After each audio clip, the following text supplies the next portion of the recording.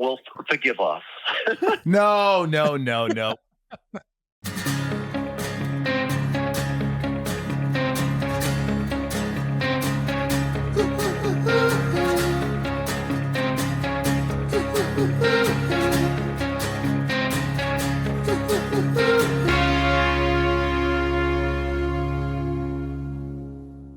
Welcome back to Talkville, the ultimate Smallville rewatch podcast. Ryan Tejas is here, still with his gimpy eyes. Whatever.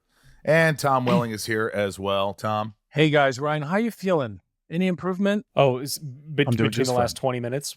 Yeah. We're doing the last back-to-back episodes. So if you want to join Patreon and be a guest or get your name shouted out and so many other perks, join patreon.com/Talkville today. It really helps the podcast. Without you guys, we couldn't do this podcast.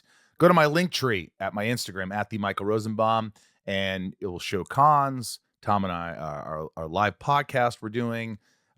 Get tickets for that. Our Smallville con in October, and many, many more cons and other cool things. So make sure you follow that. TalkvillePodcast.com for cool merch. Inside of You online store for cool merch. Also, Rosie's Puppy Fresh Breath. I got to say it. I never really talk about it, but Rosie's Puppy Fresh Breath. It's my new dog stuff. You just add a little to your dog's water, a capful, and odorless, tasteless, and your dog has good breath. Thank God for me. Rosie's Puppy Fresh Breath on Amazon. And let's just get into this, man. Let's just get into it without further ado. I have so many questions about Oh, God. Here we go, guys. Puppy Prayer. Let's get into Season 4, Episode 20, Ageless. Title, Ageless, aired May 4th, 2005. Director Stephen S. DeKnight, who I love. Writer Stephen S. DeKnight, who I love. First writer-director combo. Guest star Jerry Ballard as 16-year-old Evan Gallagher. Colin Ford as 7-year-old Evan. Camille Mitchell as Sheriff Nancy Adams. Matt Ellis as Tanner Sutherland. Pascal Hutton as Karen Gallagher. An unknown mysterious baby left in the woods forces Clark to embrace fatherhood while fighting to save the town of Smallville. All the while, Lionel Luthor calls checkmate in his familial feud with the Teagues. So here we go. The episode begins with a young couple racing to the hospital to avoid delivering their baby in the passenger seat of a sedan. As the guy blows up at the 911 responder for not providing roadside assistance, we see the pregnant girl's stomach start to emit light and send out a burst of energy. The guy abandoning his girl reminds me of that scene where the guy ditches his family in 28 Weeks Later. I never saw that. Yeah. You should watch it. I liked it. It's crazy. That scene is crazy. The guy just takes off. But that doesn't even do it justice. You have to watch, because the first movie was great. The second was all right, but that scene is I agree. 28 Days Later is good. 28 Weeks Later is not very good. The burst of light stops Lana and Clark, who are driving nearby. They leave to investigate and find an 8-month-old baby naked in the field in a crater. Kind of like Clark, huh? Yeah, just exactly like Clark in the crater. Yeah, very reminiscent. Huh. Do you know they're going to make another one called 28 Years Later? Just so you know. I hear the new Alien that's going to come out is good. And I'm excited about it. I hope it is good. Like the alien is a good person? No. All right. Take the baby to Smallville Medical. They're joined by Jonathan Kent and the sheriff, and they discuss the mystery baby from the sky and his potential future in CPS. Clark begins to relate his situation to the babies, while Jonathan brings him back down to the sad reality of what actually could have happened to that baby. They meet up with Martha, who lets them know CPS doesn't have room for them. So Clark suggests they keep the kid. This is the third stray that the Kents have aborted this season. Shelby, the baby, and Lois. Yes. And I think they also boarded Ryan at some point. They did, but this season that's 3. Yes, this season is. The next day, Lana meets up with Chloe to talk about Clark's strange baby fever. Clark walks in, and he and Lana begin divvying up the responsibilities of taking care of their new science project. Chloe bursts their bubble when she plays back the frantic 911 call from the night before, causing Clark and Lana to turn their attention towards finding the missing father. Yeah, I really want to call Al right now and just say, what in God's name? Well, this was them trying to sleeping get he's Lana and Clark together. Yeah, that's right. Later that evening, we see meeting between Lionel, whose mane is coming back to form. It's out of control in this scene. It's just out of control. It's like Gallagher and Genevieve Here we learn that she was the one who arranged Lionel's release from prison. They go on to discuss both of their sons' recent Chinese excursion and what information or valuables could have been retrieved during the trip. Lionel plays dumb to having any intel into what Lex could be up to and then snaps back at Genevieve protecting his family after she makes a threat towards Lex. Ironic because he tried to shoot his other son, Lucas Luthor, and had Lex gagged and shocked inhumanely. But he cares about us. You know what it is? It's one of those things I can call my mom a bitch. You can't. I could treat my kids like shit. You can't. Yeah.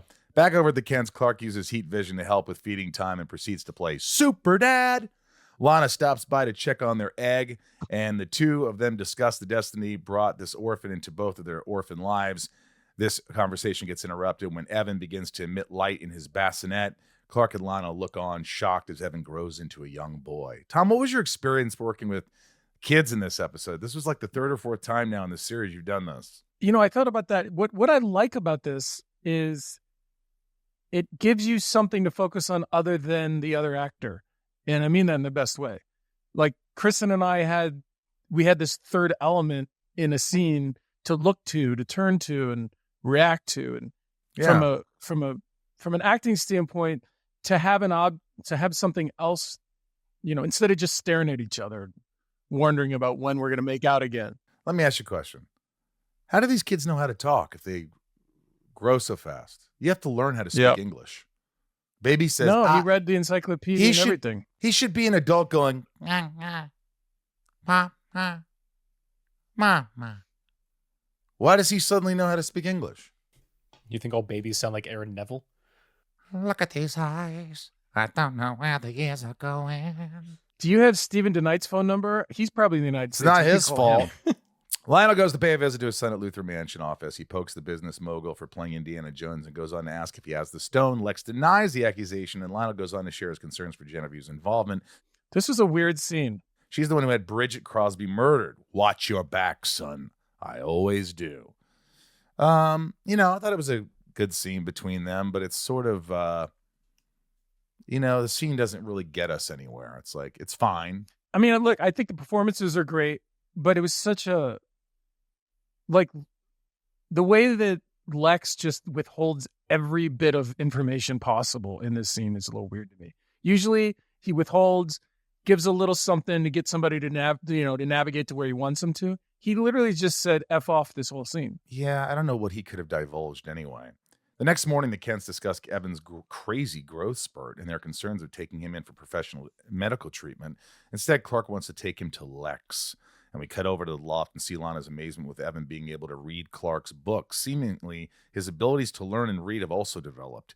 As he and Lana fantasize over windmills, Dad comes in to be the bearer of bad news. Evan then questions who and where his real mom and dad are. Clark lures Evan with a truck ride and a promise to see the windmill in order to take him to Luthor Corp to get poked and prodded for his mysterious growing. Lex lets us know that the data indicates that Evan's body is storing energy and able to fuel rapid cell division. He then tells Clark and Lana that a bone transplant may slow the effects. In a true show of self-sacrifice, Lana jumps at the idea of giving her bone marrow to save the kid she just met. However, it needs to be a biological match. She was really quick on that. I'll do it. Yeah. She's very quick to like want to play like parent with Clark too. Mm-hmm. It also too, like, I think that, I love Beeman, but I'm sure Beeman was like doing this going, yeah, it's so cute. And you guys are like this couple and you can have a baby and this is what it would have been like. And yeah. But, hey, there was some nice moments. Yeah. We'll find them. All right. They get interrupted as Evan grows into a teenager. Lex advocates for his transfer to level 3, but Clark decides it's best if he comes home. They take Evan back to the farm and stare at him as he contemplates his deteriorating lifespan. He starts to get emotional, talking about how this situation is unfair, and after he storms out, Clark finally decides to go find the deadbeat dad. Mm-hmm. I thought Lex did a great job here, Michael. I thought you played this really great. It's really weird to be in this situation. Here's this kid, we got to save him. And the way you deliver the message with such compassion, but also like, we need to make some choices right now. Like, you kept the pace with the compassion, and that's not easy to do. Huh. Thanks, man. Oh, see that? Yeah. Yeah. And by find his father, Clark obviously might have Chloe find him. Yeah, exactly. Chloe, get back to work. They reconnect at Smallville High, and she lets Clark know that Evan's mother, Karen Gallagher, was a senior there. What's more, Karen was only pregnant for a couple of days after everything went down. Couple of days. It's like the new Omen movie. Get pregnant right, and all of a sudden you have the baby right after. Maybe that was the inspiration. There's just a bad joke in there of like, wouldn't that be nice if you only had to be pregnant for 3 days? Oh my God. Instead of 9 months. So this kid, this deadbeat dad, has super bad sperm that he impregnates women, and they have this baby that has this. I don't know if it's explained. Right? It's just unclear. It's not. No. You're right. But that's what you're. When Clark confronts him, they talk about the plot. I met this girl at a party. Next thing you know, she was pregnant, and I'm confused. But there's no like discussion about how it all happened. But they should have had like, I guess the reason would be like he had kryptonite poisoning and his sperm did this. Otherwise, it's like that. I mean, that's how she got pregnant. Like something sped it up, and that's why. But they never talk about it. I don't know. I was like, was it her? Like, did she have like a super womb? You know what I mean? She's super. Did she have super womb? Wow. Maybe she had a super womb. I don't know. But I don't know. Yeah, I don't know what the answer is. Like, do you want to get pregnant quick or long? That's what I'm stuck on, because Tom asked that a while ago. I'm like, we're never gonna know. It's just so we don't know. This is something we're never gonna know. By the way, if Bryce doesn't Hang know. on, hey, we got Al here. Oh, no. Al, I had to call you. What time is it there? It was 8:45. Miles and I are out at dinner. Oh, sorry. Oh, I just want to ask you, Miles, a quick question. Of course. So Yes. we're watching this episode called what is it called? Ageless. And this could be the worst episode I've ever It's the seen. worst. Oh, it is the worst episode you'll ever see. This is Ageless. This is baby. Yeah, let Miles Millar talk to you about this. Miles All right, just fell over in the Miles is booth. going to talk to us. Miles? Stand by. Miles just fell All over. right, in quiet, the booth. guys. This is truly, yes, hold on. Here's Miles. Oh, boy. Yeah, I can honestly say that I had nothing to do with the one. I literally washed my hands off. I had said it was the worst idea I've ever heard in my life, and yet it happened. It is a low point. If The Witches was a low point, this is a low point too. Well, why would it happen at episode like 20 of the end of the season? Because at the end, did you understand, in a writer's room, when you're heading towards the end of the season, it's like the hardest time to generate stories because you're exhausted. So it's like you have the idea of this finale, and just getting to the finale is the hardest journey. So you come back after the break at Christmas, and then you're just like, you're at a trip, and you're just desperate. And then you have a couple, and it's just like you're just out of oxygen. Now, Miles, is this something, because I know Steven Denied, who's great, who wrote it and directed it, was it something he just brought on spec? No, it was not. No, it was an idea generated in the room. I was always, what is the end point of that show? It's always going to end badly, and it did. So, but the thing is, you also want to take risks with the show and stretch the show at that point. But it reminds you what the show can and cannot do. That was sort of we shouldn't have done and did. But I think it's a glorious failure. I'd describe it as. Yeah, and you know what? Politely. We've talked about this. You do 22 episodes a year. You're going to have duds. You're going to have great ones. You're going to have all over the place. Yes. It's impossible, and it's impossible to keep writing great shows week in, week out. So it was just something where I was like, these guys there had to be a problem. And hearing your voice and Al's comments on it is perfectly, it makes. There are certain episodes that so vividly, that one is just like The Witches, and that one, like, oh my God, what are we doing? What about next season? Season 5, is that a good season? Well, no, it's great. this is like our lowest season. We always think in terms of like season 5, we were basically up against it with the network. We thought it was our last chance, and we went out guns blazing, and that's the reason we got to 10. Is 5. So we're really proud of 5. Oh, I think we great. achieved that. 4 was rocky. Yeah, it was just inconsistent. It has some high points. It has some low points, but it's inconsistent. And I think 5, we sort of found our new like Approach. track. And yeah, it's just, and that's when you're making a show like that over that length of time, you're always going to have seasons that like, but yeah, I think we felt a lot. We just said, okay, fuck it, we're going to go for it in season 5 because it could be our last. Wow. It turned out to be a big bet, and it turned out that was the right bet to make. So we were up against it with the network. Good. So, Good. yeah. Well, I know it's not Yeah. easy. Well, listen, I know you guys got a lot of work ahead of you doing Wednesday, and you're having dinner. Thanks for letting me interrupt your dinner. And Tom's Say hello waving and for me. Ryan's waving. We love you both, and thanks for giving us some insight. Well, forgive us. No. We just like this. Yeah. We always talk shit and have No, I fun. know. We all love know, the cool. show. We So do just we, like yeah. sometimes we're like, let's be honest here. Yeah. Yeah. Well, that season, yeah.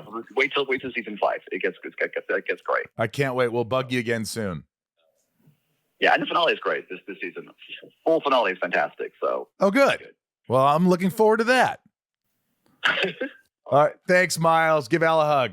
Bye, Michael. Bye. Bye. I'm so glad that Al picked up the phone, and to have Miles on is incredible. I just wanted to ask one thing: if are Al and Miles patrons of this podcast? No. I'm curious.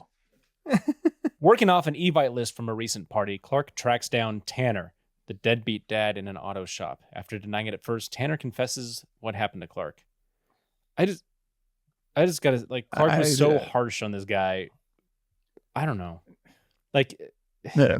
she was pregnant for a week. This was Yeah, crazy. This is crazy. Yeah, I mean, This he is wasn't crazy. cool to just leave her out in the middle of nowhere, though. That was not cool. No, like, I mean, But, like, it was he's like, like, what you was got to be your a deal? father to this kid. Like, this kid is like 6 years old already. Like, there's so much has happened. like, this is not a normal kid here. Yeah. Yeah, I got you. So, I don't know. It's Whatever. better to keep going. He's no Jonathan Kent, that's for sure. No. There's no Jonathan Kent. Yeah. I think that's what probably was happening. Anyway, Keep this Tanner train. says that he left because Evan was a monster. Clark tells him that he's a human being. Maybe. And he needs help. After a bone landed him in this mess, Tanner now needs to give his bone to save his son. Good wordplay, Bryce. I get it. I get it, Bryce. Bone in, bone out. Clark goes back home and talks with Jonathan about Tanner's reluctance to help. Jonathan urges Clark to tell Evan about his biological father because he's 3 days old and deserves the closure.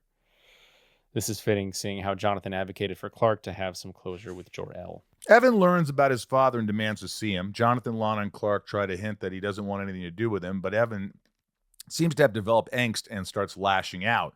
Clark rushes at Luthor Corp, let Lex know that he found a donor. Lex responds with some science talking about a massive chronological event that is due to happen that will kill Evan and anyone else in hand. That night, against his adopted family's wishes, Evan goes to the auto shop to meet his father. Tanner shoots him down, calls him a freak, and then ends up impaling himself on loose metal. Poor Tanner. This is going to take Evan a whole lot of therapy to recover from, but he'll be gone soon. Well, he doesn't have much time Yeah. left. BetterHelp.com/talkville. Shortly after Lex and Clark walk into the auto shop, Lex uses sound deductive reasoning to announce that Tanner is dead. This means that Evan's last living donor is dead. Clark pleads for some other solution, but Lex tells him that they need to isolate Evan in a chamber to prevent his body from blasting other innocent civilians to death. Evan heads back to the Kent's home, distraught, tells Lana about his Menendez brother mishap. Lana tells him that everybody makes mistakes and everybody has those days. Before she can get help from Clark, Evan begins to have another growth spurt. In his final request of sorts, he asks Lana to take him to the windmill. Clark supersedes to the tower to meet Lana and Evan, who are admiring the Kansas-Canada skyline. Evan starts to have another growth energy spurt, so Clark shoos Lana away to safety. And as Evan says his final goodbyes, He morphs into an old man before emitting a final rainbow wave of energy. Clark decides to sacrifice his body and lay over the proverbial grenade, thus protecting Smallville. You know, my only takeaway from this, and this is going to sound horrible, the whole episode, it looked like Clark was wearing a wig until this explosion, and all of a sudden he shows up and his hair is in good shape. I never And I noticed don't know- that. I'm watching the whole episode. I'm like, this hair is horrible. Like, what happened this episode? At least you Did we have get a... Yeah. After the smoke passes, Lana searches through the rubble for Clark, and for the first time in the series, Clark emerges with tattered clothes, hair, and skin from the blast. Later that Looking night, great. Lana and Clark reminisce over the loss of Evan. Lana opens up about finally feeling like she had a purpose after having a son. Clark tells her they need to make the most out of the time they have before it's too late.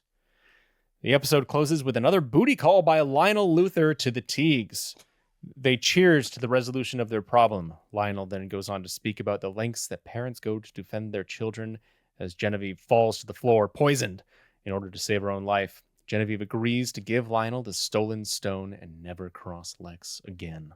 And I didn't back buy at any the of Kents, I like that scene where she's choking. It was cool. It was a little bit, I don't know. It was kind of, I don't know. They're good. Hey, listen, good performances. Dumb scene. It's just a dumb scene, and I don't believe her anyway. Yeah, well. Back at the Kents, Clark sits on his porch, distraught over the loss of Evan. Jonathan and Martha join him to share their parental wisdom and let him know how rewarding seeing him grow up has been. Clark leaves to meet with Lex in Luthor Mansion, and we learn that CPS in Kansas is corrupt because Lex was able to smooth things out with child services. The silver lining is to everything that went down is that because of the testing done on Evan, Lex believes they will be able to save the lives of people with cancer. However, the ending is too wholesome. So Lex decides once Clark has left that findings from Evan's research will remain under wraps for the time being. What do you think about Smallville's cautionary tale of teenage pregnancy? Don't get pregnant or you'll die and your town will explode. Thoughts on sinister Lionel coming back into the fold? Lots of heavy losses for Clark this season. A lot of stuff to digest, as one would say. Working with kids, not always easy, but There's one thing that I do like about this episode, and it goes back to Onyx. And I know I brought it up in the last episode as well, but there's a different shade of Lex. And you're not sure what it is, especially, and they've been ending the episode on Lex's close-up since then. So they're alluding to something. interesting things of Jason Teague does not appear in this episode because Jensen Ackles was filming the pilot for Supernatural. Karen Gallagher was said to have gotten pregnant while attending a party thrown by a Smallville High student named Christina Verano. Christina Verano was the name of a post-production coordinator on Smallville, who I remember, who later became an associate producer on the show for season 9 and 10. Pascal Hutton also played Rhea in season 6 episodes Zod and Fallout. Evan's ability of rapid cell growth is harnessed and perfected by Lex to create clones. Quick fun fact. The writers used my name for this episode. This party was at Christina Veranos' house. That's me.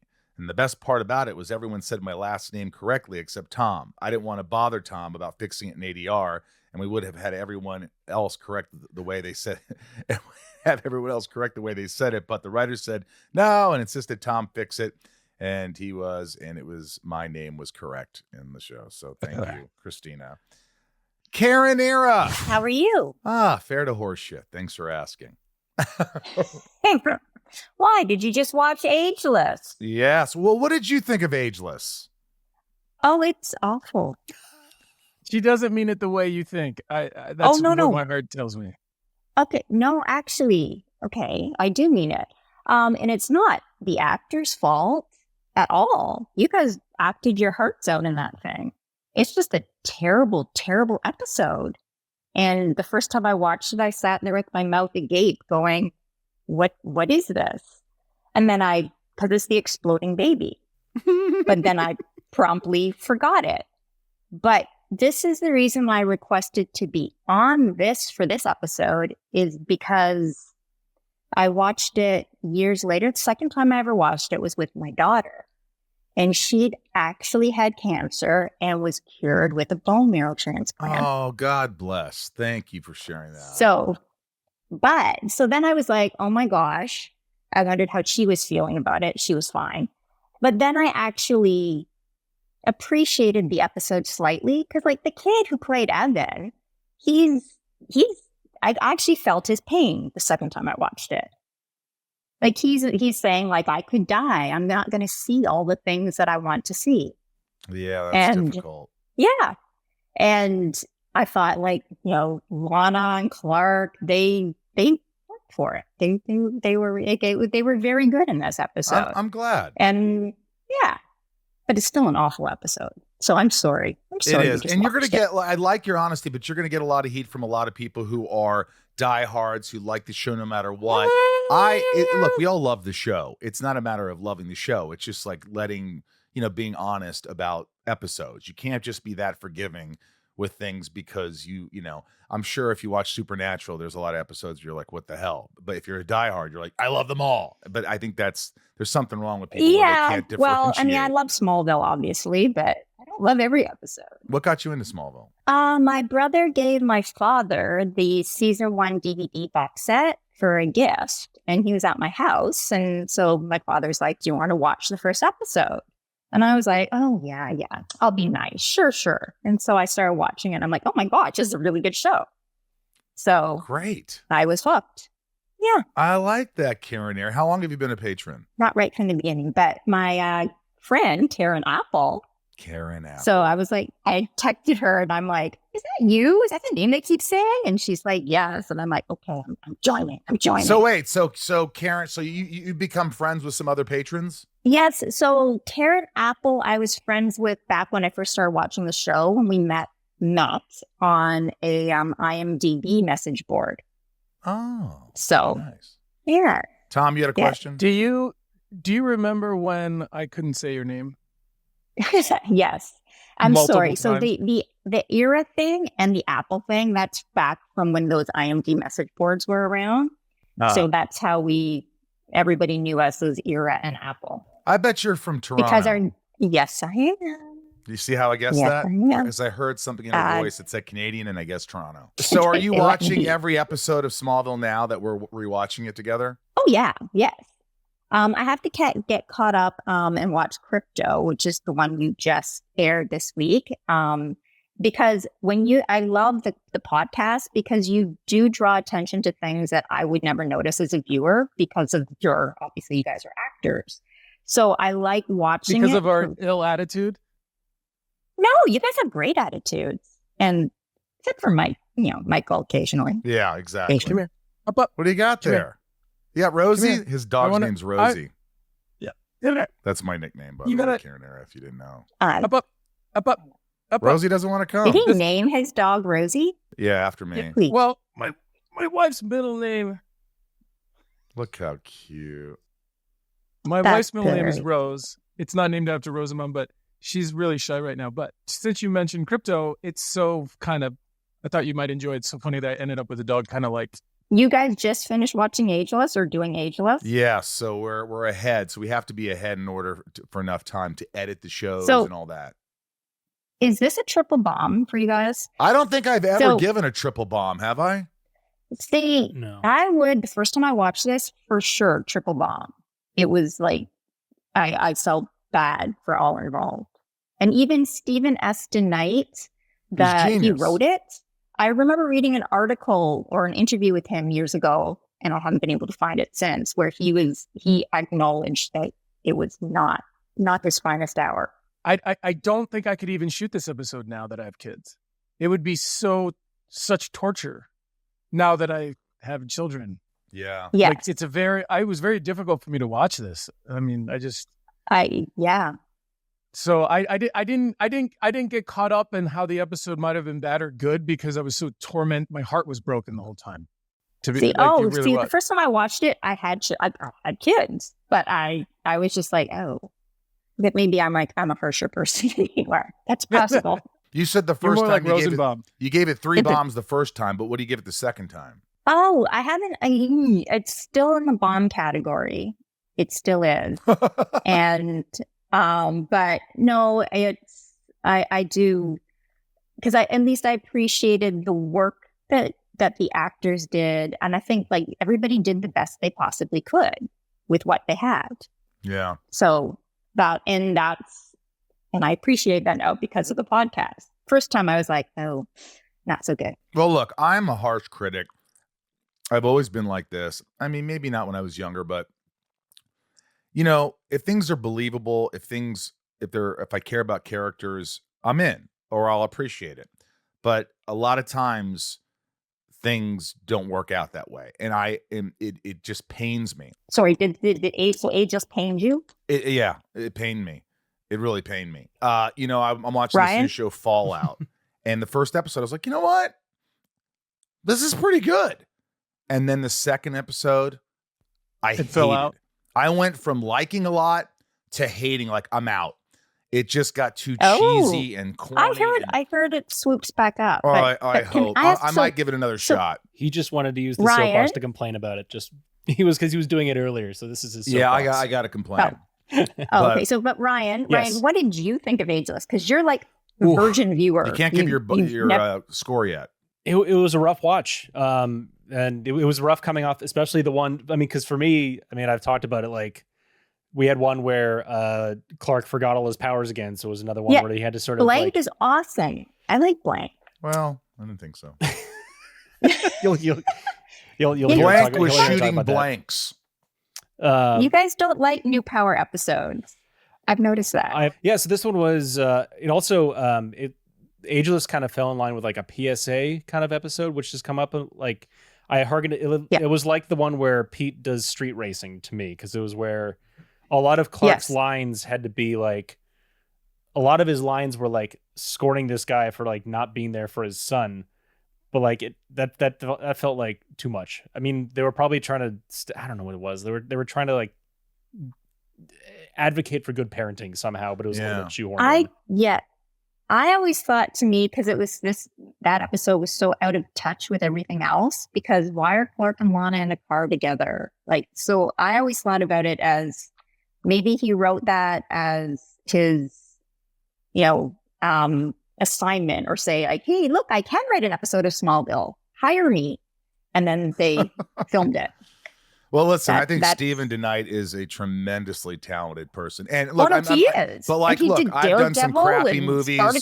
We all done crap, and and I'm sure there was a certain, like, he had to follow the guidelines of what's happening, sort of, and like, they wanted something like this, and who knows what happened, but I think or they were pandering to the Klana fans. Maybe more like colonic. I don't know. Well, listen, Karen Era, this has been great to get to talk to you, and I love your honesty. You're welcome. Thank you. Have a great day. Bye, Karen Era. And now it's time for the hotline, which we're going to blitz through today. Hey, this is Tom from Niagara Falls, Canada, with a question for the season 4 episode, Ageless. Tom, did your perspective of this episode change versus when you first shot it to now that you're a father, like mine did, thanks to this one here? Oh, yeah. I don't even know if I could act this way that Clark did in this episode, now having children. I would have had more opinions. I would have probably cried 3 times. Yeah. It would have been Hey guys, my name's Super Daniela tears. and I'm from Houston, Texas. Big fan of the show and I love the podcast. I look forward to it every week. Where do we think Evan came from, or what was the anomaly of Evan? Because it's never really explained or touched on again after this episode. So I'm curious what you guys think. Was it like a kryptonite-induced pregnancy or some weird thought? Danielle, we just don't know, Daniela. We just don't know what the hell. Thanks for the call. Nobody knows the answer to that. I mean, it's either poison sperm or a super womb. We'll never know. Are you working on T-shirts again? I mean, we got so many ideas for this. Well, Irene's just a got T-shirt factory. Combustion. Hey, this is Irene from Pittsburgh. Am I the only one who found it hilarious that Lana said we all think we can live forever and we have all this time in the world after she and everyone around her has almost died like 100 times? Thanks. Love the podcast. Bye. You're so right, Irene. You nailed it. Thank you for that. And here's Jenna. I think a lot of patrons kind of agree with us in this episode. That's what I'm gathering. That. Jenna? Hey, this is Jenna from Toronto, Canada. Clearly, this episode is terrible. I remember that from when I watched it the first time, but I stuck with it to the end. My question is, could you tell if an episode was going to be a rough one prior to filming? So when you received a script or during a table read, I really would like to know the behind the scenes of this one for sure. Thanks so much. Love the show. I don't remember. I didn't really. I usually blitz through scripts and go, oh, none of this is what's the word? None of this relates to Lex at all. So I'm just going to read the Lex stuff, and so I just avoided it. So I never saw this episode, and I'm glad I hadn't. It's just one of those. It's one of those times when you go to work and you realize I got to put my big boy pants on. I got to get into You this. just gotta get. Hey, The only I'm way hired. the only way home is through this scene. So let's do it. Yep, get it done. Sam Wade from Richland, North Carolina, but this is the worst episode. There are three things that redeem it, though. As always, outstanding acting. Second, Clark longs for a family of his own and a son. I think Tom pulled from his own heart with this one. Third, an alien has a great humanity. He's giving a dying boy his wish and a death with dignity, just as he did with Ryan. Cements his humanity and compassion, moving his legacy along. Any thoughts, especially about fatherhood? Love the series, podcast, and you guys. Bye. Pam, you're beautiful. Thank you. I think you nailed it. Those are good thoughts, and that's about it. Kristen B, although Ageless is one of the least popular episodes of season 4, it's crucial because Lex will use the knowledge he collected from studying Evan to further the Luthor Corp cloning and rapid aging projects going on behind the scenes. And now it's time for the most important part of the show. The Rose and Bomb rating. Now, you're going to have to dig deep here. Now, you're not going to have to go, well, I'll just give it this. I want you to dig deep and really think, after watching this, how you felt. What do you rate it? We'll start with Tom. It's just I didn't like the episode, but I was emotionally overwhelmed by this situation. So I'm going to go with a 1. Because Rose? Yeah. That is such horseshit. Everybody tried really hard. So what? I watch effort. movies and I go, well, you know what? The actors really tried. I'm like, it was a piece of crap. Say what it is. I mean, you're right. 2 roses. All right, now keep your rose, Ryan. Don't be nice if you're not going to be nice. That didn't make sense. Go ahead. It actually does make sense. Don't be nice. Oh boy, I got a heat. That sounds like a heater. No, it sounds like a bomb easily. 2 bombs. 2 bombs. And I'm going to go with Ryan. 2 bombs. It just none of it made sense. 2 bombs. Oh, come on. You're not going to go 3? Come on.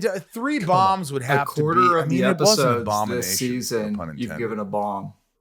Well, what do you want to do? You and Miles are in the same boat. Well, it was a bad season. They even said this is not the best season. So, I don't know what else to tell you. I'm just being honest. I'm being honest here, folks. You're never going to not get honesty from me, whether it's on my other podcast or whether it's this one. Death and save count. 3 dead. Karen dies giving birth. Tanner dies denying his son, and Evan rainbow blasts. 1 save. Clark saves Lana. 20 episodes, 18 dead, 39 saved. Series 110 dead, 142 saved. Ryan's favorite Sheen. Ryan's favorite. This feels silly at this point. But you got to do it.